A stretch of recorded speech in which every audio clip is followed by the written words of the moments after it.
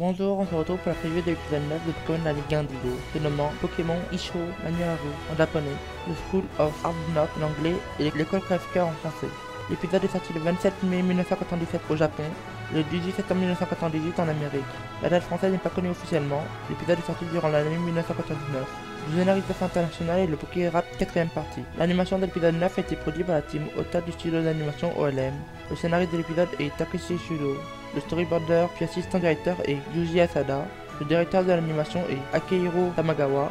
Les traductions à l'international ont été produites par Kid Entertainment. Les personnages qui apparaissent dans l'épisode sont Sacha, Ondine, Pierre, Jessie, Niaos et James. Il y a eu un changement de doubleur, passant de Ted Lewis à Eric Stewart. Les personnages du jour sont Digel doublé par Yumi Toma ainsi que Annie Pondel et Joe doublé par Rikako Aikawa et Keiji Rogers. L'épisode commence par le Pokégroupe qui traverse la rue 24, qui a de la brume.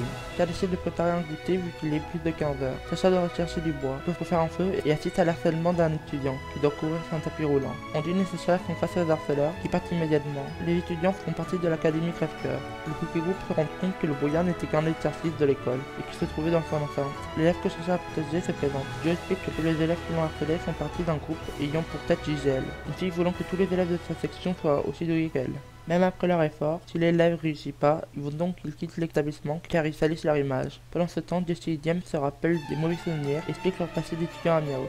Joe emmène le Pokégroupe dans la salle de simulation de combat. Ondine veut lui prouver qu'il a tort de vous faire confiance au simulateur et le défi en combat réel. Joe accepte et envoie Boostiflor. Ondine envoie Staros et gagne le combat en une capacité.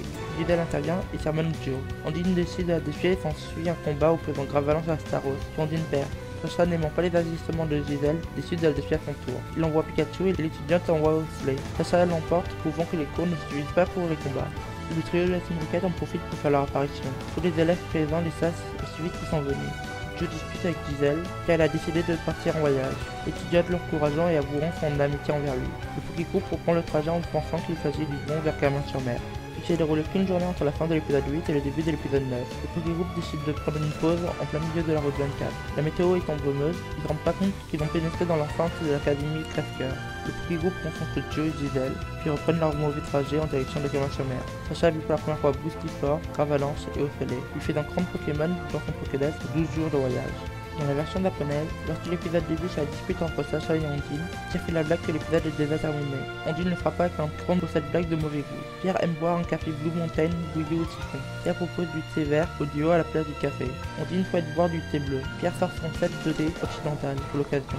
L'eau fraîche que sort Pierre a une étiquette écrite en kanji voulant dire au-dessous du mont Sélénite. Voyant ce qu'ils vont manger, Ondine s'imagine manger dans un café aux Champs-Élysées. Pierre demande d'aller chercher du bois pour le feu.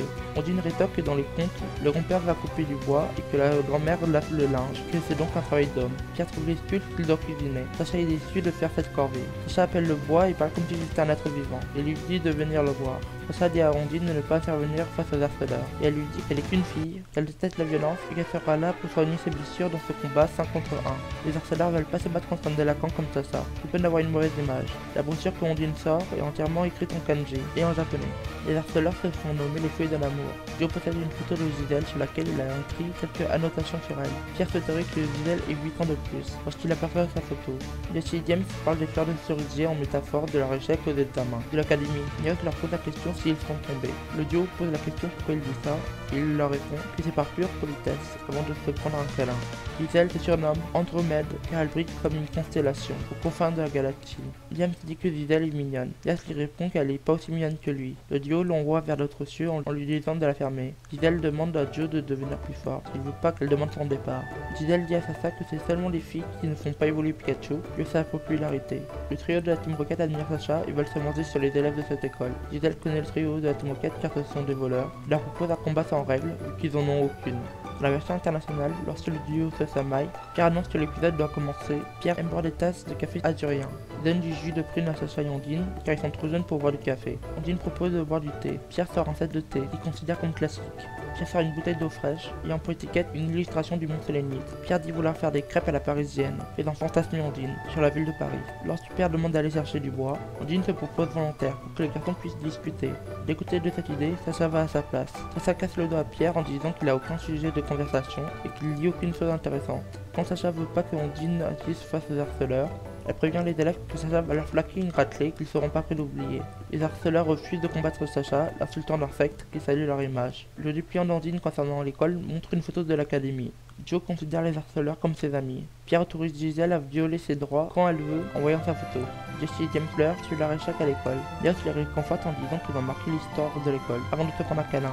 Gisèle se présente comme la fille la plus belle et vante ses mérites. James dit que Gisèle est belle, mais à sa poche ce qu'il dit, en passant devant eux. Le duo l'envoie vers d'autres cieux, car il se met devant la caméra soit en gros plan. Gisèle insulte Joe de rater et le menace qu'il doit s'améliorer s'il veut pas finir son ami. Le trio de la Team Rocket veut à nouveau s'emparer de Pikachu. Gisèle connaît le trio de la Team Rocket car ils ont eu les pires notes de l'histoire de l'académie. Cet épisode possède plusieurs différences avec les jeux ainsi que divers anecdotes. Les élèves de l'école mentionnent les niveaux d'expérience des Pokémon. Cet épisode montre qu'il y a des établissements par une sorte d'attendre la Ligue Pokémon sans partir en voyage, juste en montant dans les classes. Sacha explique à Gisèle qu'il voyage depuis 2 mois, et qu'à la série fêtée dans une semaine ses 2 mois de parution au Japon, et donc une date qui ne doit pas être prise en compte dans la temporalité de l'anime. Ondine explique qu'elle souhaite aller à Paris. Si l'épisode devait être republié, elle aurait mentionné la ville d'Illumis, étant l'équivalent de Paris dans le monde des Pokémon, apparu 16 ans après la sortie de cet épisode. Le simulateur de combat Pokémon n'inspire des combats des jeux Pokémon Saturn sur Game Boy. C'est la première fois qu'on mentionne les climats météorologiques dans la licence, avant leur apparition dans les jeux, notamment la grêle apparue en 3ème génération et la brume en 4ème génération. Au soleil, le Pokémon de la catch d'Areda et celui de la catch Calais Pokémon. Les Pokégroupes reprennent leur mauvais itinéraire en pensant rejoindre Carmin-sur-Mer. Que réserve la suite de ce trajet imprévu? Vous le saurez au prochain épisode.